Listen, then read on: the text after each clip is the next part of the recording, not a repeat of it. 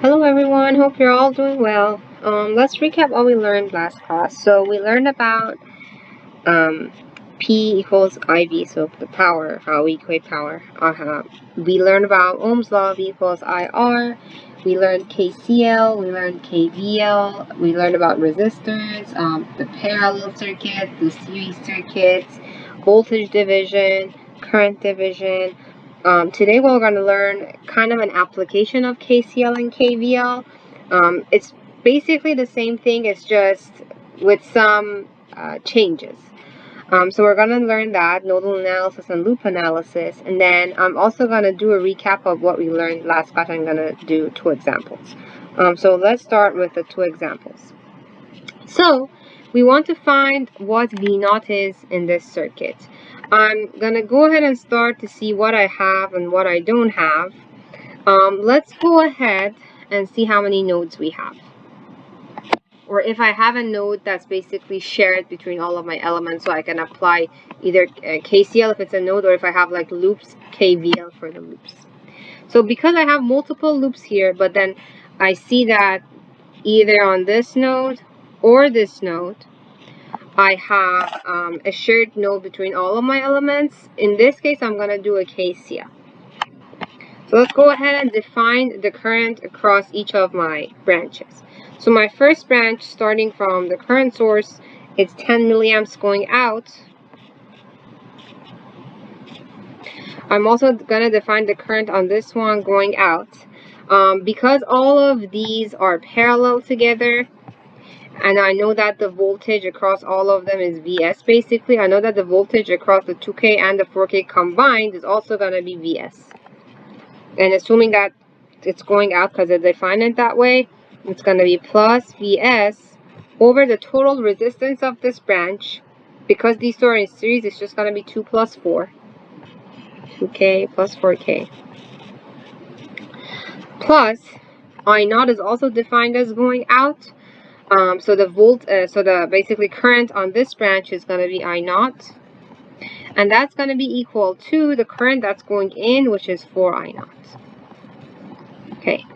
So if I look at this equation that I have 2 unknowns, I have Vs, I have I0, and then I have 1 equation. So I have to solve for one of my unknowns based on the other variable, so I can have just 1 variable, 1 equation. If we look here again, I mentioned that the voltage across each of my branches is Vs. So for the branch that I0 goes through, if I write Ohm's law, I have Vs equals I0 times 3K. Hence, I0 is going to be equal to Vs divided by 3K. So if I go ahead and plug this into here and here, then I'm going to have 10 milliamps plus Vs over 6K plus Vs over 3K equals 4 Vs over 3K. Okay, so now I have 1 variable, 1 equation, and then if I simplify everything, I'm gonna have 5 Vs equals 60. So Vs is gonna be equal to 12. Okay. Now, what we wanted to find was V0. So if you remember from last time, we learned about voltage division. I know that the total voltage across this branch where the 2 and the 4K ohm resistors are is Vs, but I want to find the voltage across one of them. Hence, if I write the voltage division equation, I have V0 equals the resistor that I want the voltage across of, which is my 4K, divided by the sum of my resistances, so 2K plus 4K, multiplied by the voltage across both of them, which is Vs. So then that's going to give me basically 4 over 6 times 12. And then that gives me 8 volts. So basically that's how you would solve this problem. Okay. Then we have another KCl KVL example. In this one, I specifically have an ohm meter and a voltmeter. Sorry, an ammeter and a voltmeter. An ammeter is a device that measures current for you. A voltmeter is a device that measures voltage for you. We have a multimeter that has an ammeter, has a voltmeter, has an ohm meter. So if it's a multimeter, it basically has different measuring devices, whereas an ammeter only measures current, a voltmeter only measures voltage. What needs to be known is that we know that if a circuit is in series, its current is always going to stay the same. So if I were to measure the current of a device using an ammeter, I would always want to connect the ammeter in series with that circuit, because that's how I basically get the current of the whole thing. Whereas if I were to measure the voltage of a device or voltage across a device, I know that basically in parallel circuits, voltage stays the same across the two nodes. Hence, always if you want to attach a voltmeter to a circuit, you would always want to attach it in parallel. Okay, so let's try to look at this example now. So I have an ammeter, I have a voltmeter. I know that basically my source, the current source in my circuit, is supplying 40 watts of energy to my circuit, and I would like to know what the value of, what basically the read of my meters are. Okay, let me bring my notes. Okay, cool. So I know that in this circuit, and I mentioned this before, if my elements are in series, my current across all of them should be the same. Now, if, and I gave you an example last class about this too, if I have a current source on the circuit, right, and I'm saying everything is connected in series, basically that current source is going to provide my current for the whole circuit, and the current's going to stay constant for the whole circuit, and it's going to have the value of my current source. So I have this current source here, its value is 2 amps. If I look at my circuit, it's this, everything is in series. So basically I know that the current going in my circuit based on the direction of the current source is going to be like this. Now, my ammeter is basically measuring this current that's defined by the question, right? Hence, why? Because usually the black is ground, and I'll talk about ground a bit as well. And then this one is the positive probe. So if you're measuring something, usually it's going positive to the negative or positive for ground, and that's why I'm saying this is what we're measuring. So in that case, I know that my current source is basically pushing my current to go this way, whereas the actual current defined in the circuit is the opposite way. So hence, I know that my I is going to be equal to negative 2 amps. And my current source is basically going to measure negative 2 amps. Now that I basically know the current of the whole circuit, in order to measure the voltage across the current source, I can go ahead and do a KVL in my loop. So assuming I'm going with the direction of this current source here, then I'm going to go ahead and say, okay, I'm entering the source, the voltage source on the negative side, so it's going to be negative 12 plus, I want to know the voltage drop across the 4 ohm resistor. I know that Ohm's law tells me V is equal to IR. Do I have the R? Yes. Do I have the I? Yes, we just found it. It's negative 2 amps. Yes. So I can easily define the voltage drop across the 4 ohm resistor. It's going to be negative 2 times resistance, which is 4. And that should give me the voltage of the ammeter. Right? So I have negative 12 plus 2 times 4, negative 8, is going to give me negative 20. And we also know that, another thing we know, and I'll tell you that, the source the current source in the figure supplies 40 watts. So if it's supplying, I know that basically the power across that element should be negative, right? So now that I know basically its voltage is negative, assuming this is the directionality of the current, then my power is going to be negative 20 times 2 amps, which gives me negative 40. And that negative, it just means that it's supplying. So that makes sense basically for that question. Okay. Now let's move on to nodal analysis. So nodal analysis is basically the application of KCL in a circuit. So as we mentioned before, KCL applies to nodes. It just means that whatever current is going in is equal to whatever current is going out of a node. If what you're dealing with is just currents in and out of a node, so you have basically the values of currents, or like you have two currents, you don't know the other one, it's really easy to do KCL. But sometimes the question doesn't give you the currents. It might give you voltage and resistance and then ask you to find current. So that's where basically nodal analysis comes into play. What you're dealing with is trying to find the currents on the branches by using the nodal voltages in the circuit. How we define currents using nodal analysis, I mean, if you have the current on the branch, obviously you can use that. But let's say you don't have the current on the branch, you only have resistance and you have your nodal voltages that you have defined. Then in that case, assuming just like in this equation, your current goes from node M to node N. You have this resistor between them. Then in order to find your current, and this is how I do it, my current is going to be equal to where I start at, so V initial, minus where I end at, V final,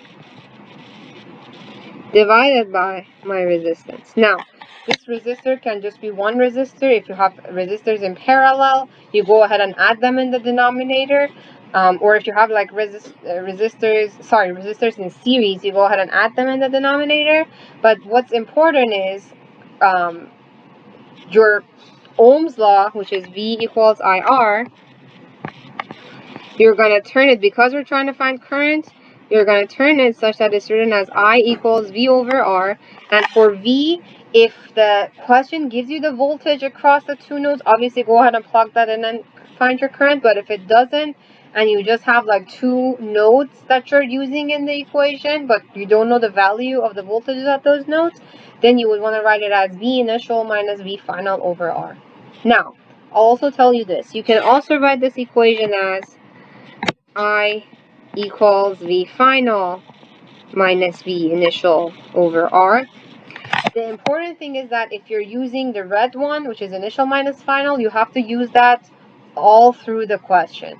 Or if you're using the green one, which is final minus initial, you have to use that all through the question. You can't go back and forth between initial and final, because then your sign's going to change. One's going to be negative, like one's going to be positive, and then if you keep on changing them and using those answers in your solution, then you're going to get the wrong final answer basically. So if you're choosing initial minus final, stick to that to the end of the question, or if you're using the other one, just stick to that to the end of the question. Usually what I try to do is initial minus final, but again, if you're more comfortable with final minus initial, by all means just use that. Okay, so let's do an example here. We have this circuit, and the question wants us to compute all of voltages and currents in our circuit. Let's go ahead and see how we would do that. Okay, so I have 12 volts. I have voltages defined across my system. I have currents defined across my system. The first thing I'm going to do is go ahead and simplify my circuit. Let me go ahead and open some space for myself. Okay. So the first thing I see is that these two resistors are in series. I'm going to go ahead and combine them. So I'm going to have my source 9, 6, 3, 9, 6, 3, 4. And then those two, if I combine them, they're going to give me 3 plus 9, 12. Now, I'm going to see that these two are in parallel together, so the combination is going to be 4 times 12 divided by 4 plus 12. This is a 16. 4 goes away with that. So it's going to give me a 3. So if I redraw my circuit again, 9, 6, 3, 3. So 3, 3, 6, 9. Again, I'm going to see that these two are going to be in series. So if I redraw that circuit again, I'm going to have plus minus 9, 6, and then the 3's are going to be series together, so it's going to give me another 6 in parallel with the 6. And now here's where the special rule occurs. If you have two elements that have the same value, are in parallel, the equivalent is going to be half of one of them. So we're going to have our voltage source, the 9 ohm, and then the parallel of the two 6's, which is going to be 3, the 9. The 3 and the 9 are obviously series again. So then the final simplified circuit is just going to be a voltage source of 12 volts with a resistor of 12 ohms, 12 kilo ohms, right? Now that I have this, we're going to basically backtrack our way and solve all of our variables that way. Instead of solving one and working our way towards the voltage source, we're going to start from the voltage source and the variables there and then work our way towards the end of the circuit. So in this circuit, I know one thing. I know that basically the current that comes out of my source is I1. I can find I1 by Ohm's law, but I have to change Ohm's law, so I know V equals IR. So then because I'm finding I, it's going to be V over R, so it's going to be 12 divided by 12K, which is going to give me 1 milliamp. So now I know that basically this is equal to 1 milliamp. Okay. Now that I know I1 is equal to 1 milliamp, I know that at this node, let's call this node 1, it divides into I2 and I3, right? But before I do that, let's go ahead and see if I can find VA. So I'm going to backtrack to here. I know that the current here is still I1, even if I basically separate the 9 and the 3 that I connected in series. Because they're in series, the current's going to stay the same, right? So I don't care about the voltage over the 9K, but I want the voltage over the 3K, which is VA. So here's where voltage division comes in handy. So because of that, I can apply voltage division, and VA is going to be 12 times the resistor that I want the voltage across, so 3 divided by the addition of them, 12. So then VA is going to be 3 volts. Now that I know, let me bring this down.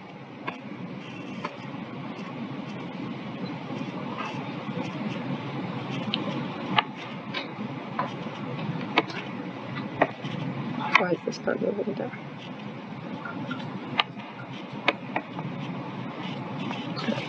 Let's do it this way.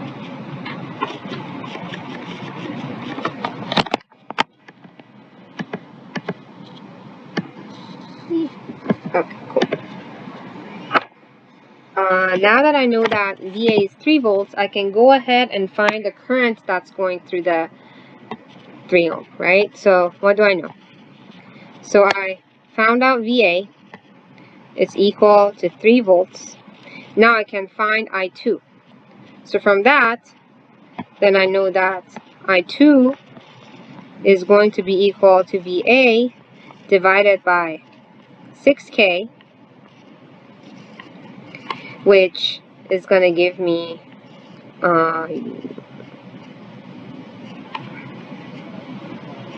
let me backtrack for a second.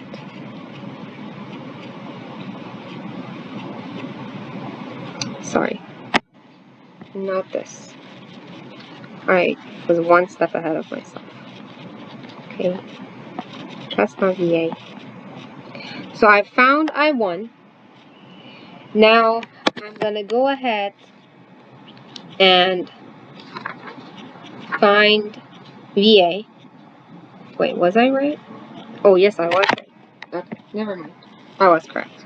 So VA, I was correct. So it's gonna be 12 times 3 divided by 3 plus 9, which is 3 volts. I was correct. Okay. So now that I have VA, I'm gonna go ahead and find I2 as I was doing.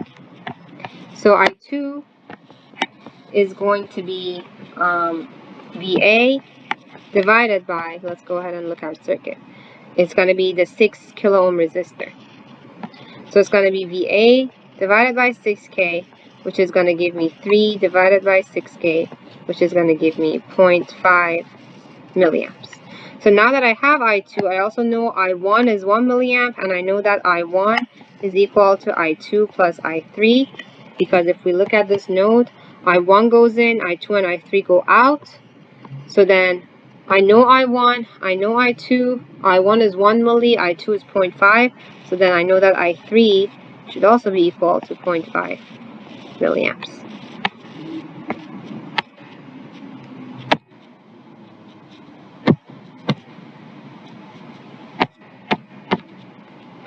Let's go back down a bit. Okay.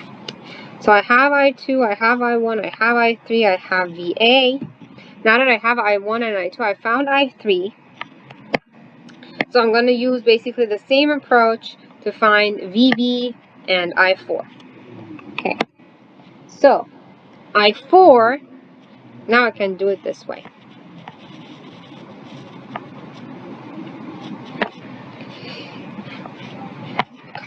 Okay. I4 is going to be equal to, if we look here, my I3 is going in. It's going to divide into I4 and I5. So it's as if I3 was my source current, and then it was dividing onto the resistor, the 4K resistor and the 9K resistor. What method can I use to find I4? If I have basically the source current or the main current and the resistance, I could use current division. Because I have that, then I4 is going to be equal to I3 times the resistor that my current is not going through. In this case, I mean, initially when you look, you're like, oh, it's going to be 9K. But remember, on this whole branch, we have the 9K in series with the 3K. So basically, this whole branch is going to be 12K for us. Hence, when I'm talking about current division in this case, it's going to be I3 times the resistance that I don't want is not 9K, it's 12K, because those two are in series. So it's going to be 12K divided by the addition of my resistances. So 12K plus the actual 4K. And then I know I3 is 0.5, so it's going to be 1.2 times 12 divided by 16. So it's going to be 12 divided by 32. And then that's going to again be milliamps. So that's my I4. And then my I5 is basically just going to be I3 minus I4. And then now that I have all of that, I can easily find my VB and my VC. My VB is just going to be I4 times 4K. And my VC is going to be my I5 times my 3K. So yeah, it's easy, straight. Okay, another example. And this one's more along the lines of nodal voltages and how we basically define voltage based on nodal currents based on nodal voltages at each node. Okay, so the question just wants us to write the KCL equations for this circuit. On the quizzes, usually you'll have one question where I just ask you to write the KCL equations. I don't want you to solve them. I just want you to write them and simplify them. I don't want you to give me the actual result. So if you want to really learn something, I would suggest trying to learn the method I use here. So the questions already define two nodes for us, node 1 and node 2. I'm going to write my KCL at each of my nodes.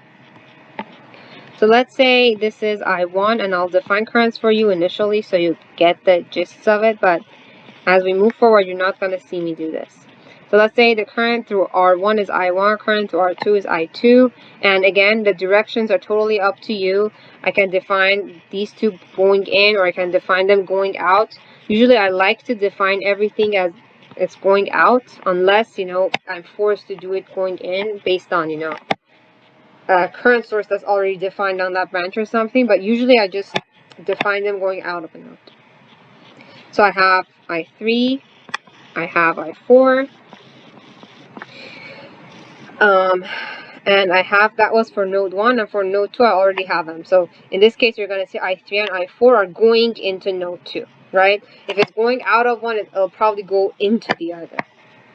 Okay, so we want to write the KCL equations. When you're writing KCL equations, depending on however many unknowns you have to have that many equations. Okay, what do I mean by that? For instance, in this circuit, you're going to see that I1 that's flowing on this branch, right? I have another current source, small I1, that's basically flowing on the same branch. The R1 and tiny I1, or lowercase I1, are in series together. So hence I can easily say that my I1 that I defined is also equal to lowercase I1. So I can definitely say that. Now I'm going to go ahead and write my KCL for my node 1. So KCL at 1, what do I have? I have I1 going out, I have I2 going out, I have I3 going out, I have I4 going out. So I1 plus I2 plus I3 plus I4 equals 0. All of them are going out, right? Nothing's going in, so it's going to be 0. I'm also going to write the same thing at node 2. So node 2, I3 is going in, I4 is going in, a lowercase I2 is also going in, and nothing's going out, so that's also going to be equal to 0. For this I1 and for this other I2, the lowercase ones, I'm going to assume they're my known values. So, I don't know, let's say, this was equal to 5 amps, and this was equal to, I don't know, 4 amps, right? So we're going to assume that those are our known values, and our unknowns are only the capital case I's. Okay, so in this case, what I'm ending up with is 4 unknowns, 2 equations. How can I make it such that I still have my 2 equations, but instead of having 4 unknowns, because I have 2 equations, I have to drop them down to 2 unknowns, basically. The way I do that is by using my nodal voltages. The thing that's super important about nodal analysis is, yes, you have your nodal voltages, but there is a node that always has a value of 0. And we define that node as ground. Usually where you define ground is that bottom node that's shared between all of your elements. So this one. And then we show the ground like this and put a 0 next to it. The importance of ground is that you always need a ground on a system to basically have a reference for your voltage. Let's say, I have a voltage source here,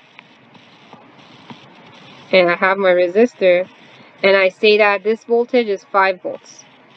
If I do not show my ground on the circuit, because I do not know the reference of that for that voltage source, basically, I don't know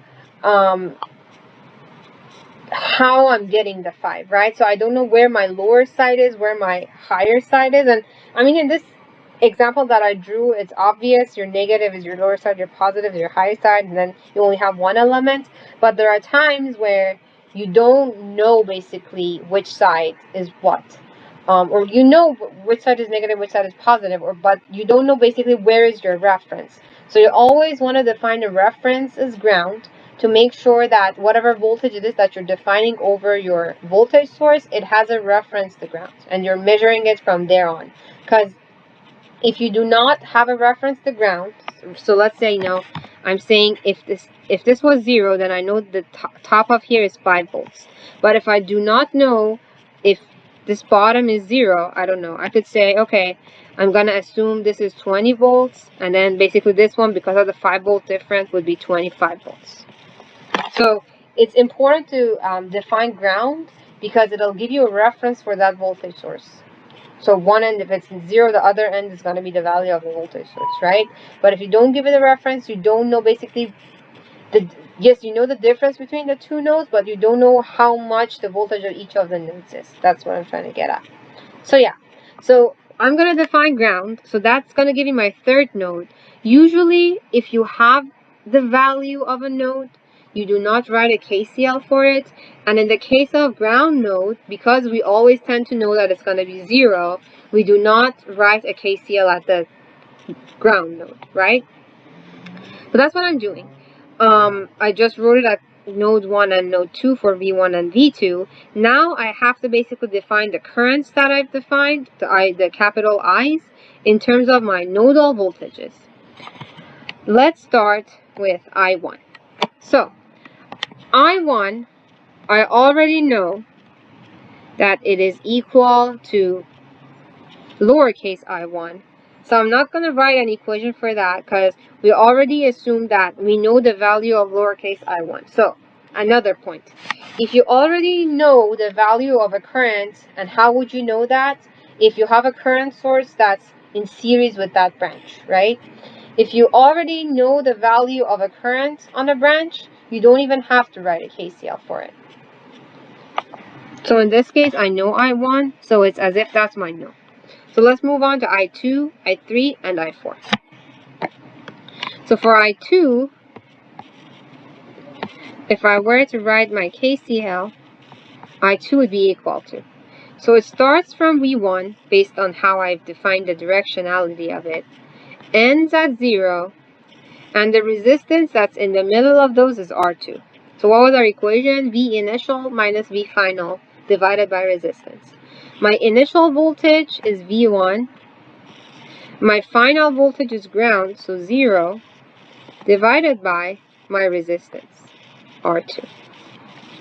I'm going to do the same thing for I3 and I4.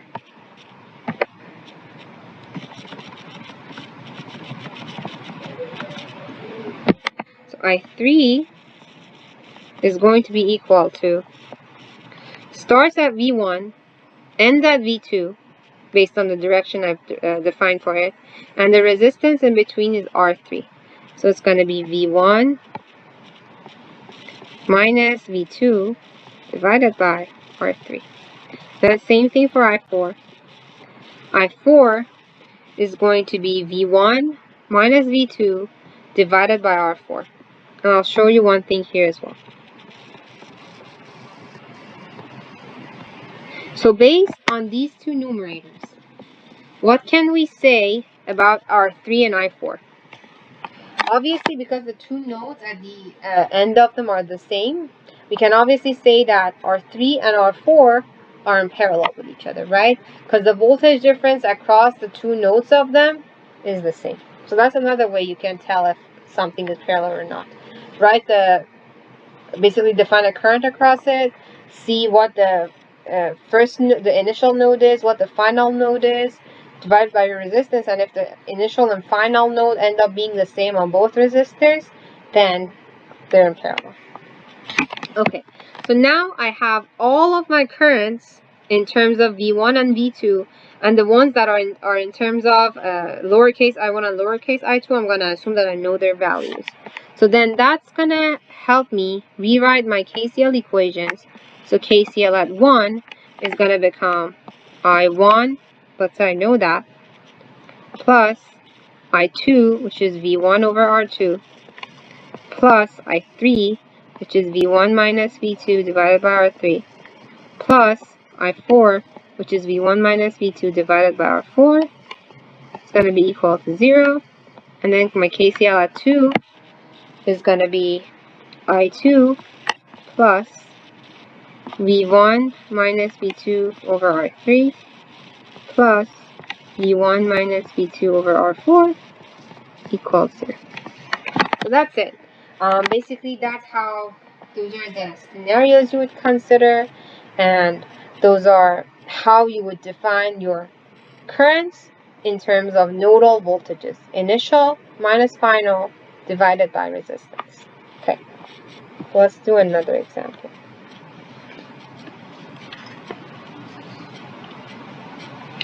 So, and let me push this down.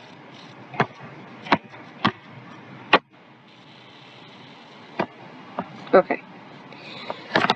So, again, this one wants us to write the KCL equations. It's already defined two nodes for me, V1 and V2. I'm just going to go ahead and write my KCL equations. So, at 1, I have I0 going out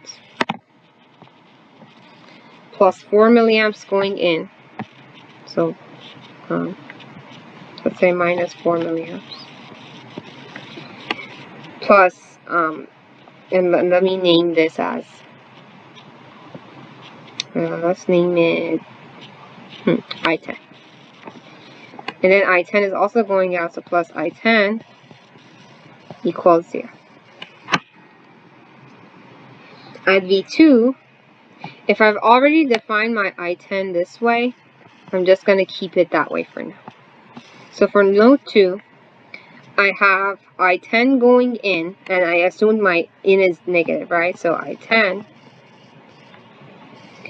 my 2 I0 is going out, so plus 2 I0. And then I'm going to assume that this current is also going out. Let's call this I9. Okay.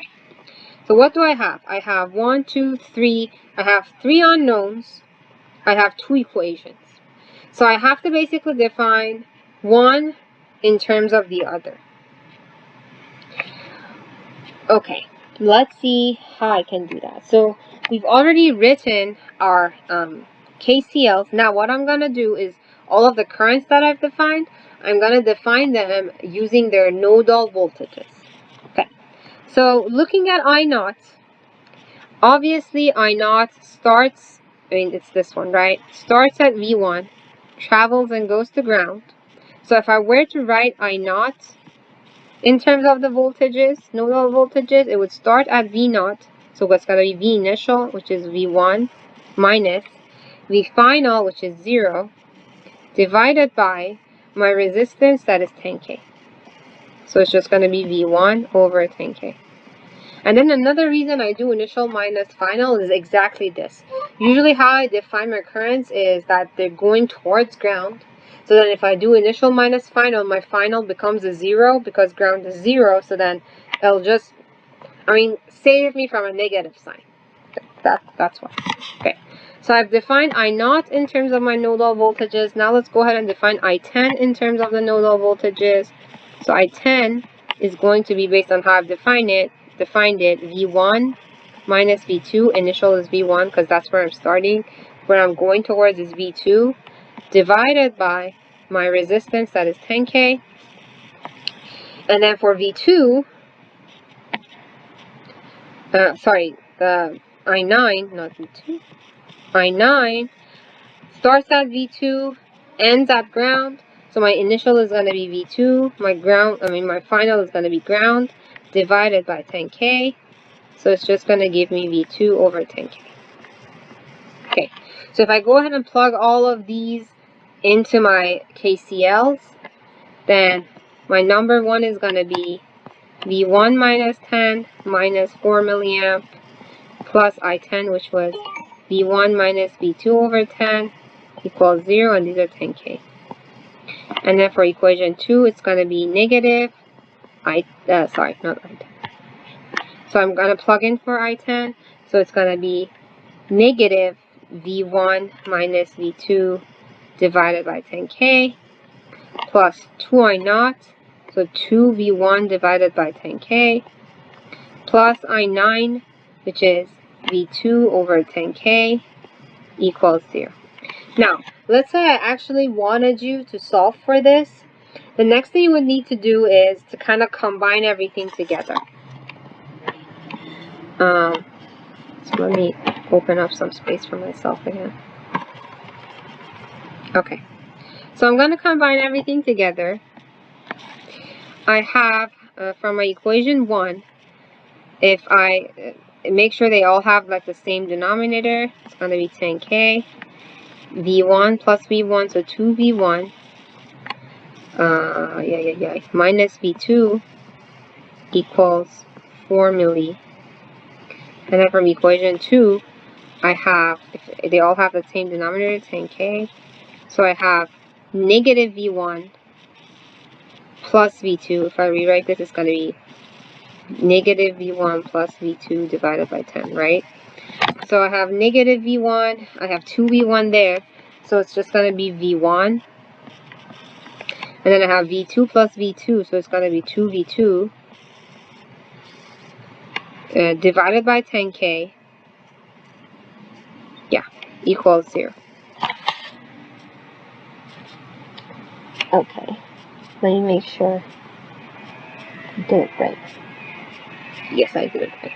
Okay.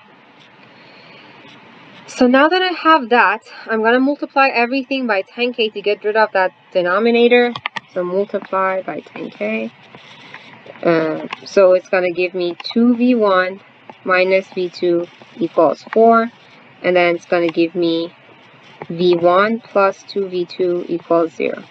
Now, in order to solve for V1 and V2, I mean, either you can use your calculator in the matrix, and your matrix is going to be 2, negative 1, 1, 2. Sorry, let me write it here so I have more space. Okay, so it's going to be 2, negative 1, 1, 2, V1, V2 equals 4, 0. Or if I were to actually do the math, I would say that my V1 is equal to negative 2V2. So I'm going to plug in negative 2V2 here. So I'm just going to have negative 4V1, sorry, negative 4V2. Negative 4V2 minus V2 equals 4, right? So then based on that, V2 is going to be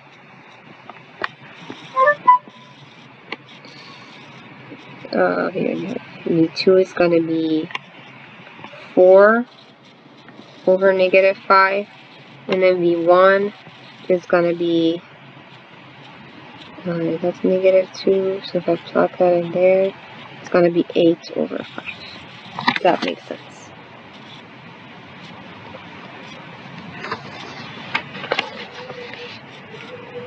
Let me see. That's correct. So 2V1 minus V2 is 4. And then V1 plus 2V2 is 0. Why is that a 40? Give me this. Oh. I multiplied by 10K. That's where my math is wrong. So this is actually a 40.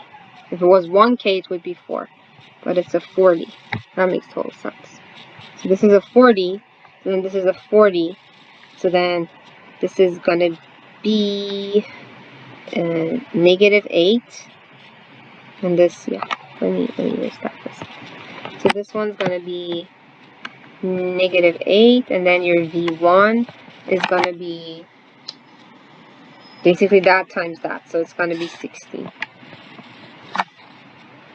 So yeah, sometimes I'm going to have like algebraic mistakes, but bear with me. Okay, so there's that. Super easy, super straightforward. Again, I do allow you to use your calculators. So yes, you can use your calculators on the test to do the matrices, but let's say someone doesn't have a calculator, they don't want to use a calculator, they can just do it algebraically.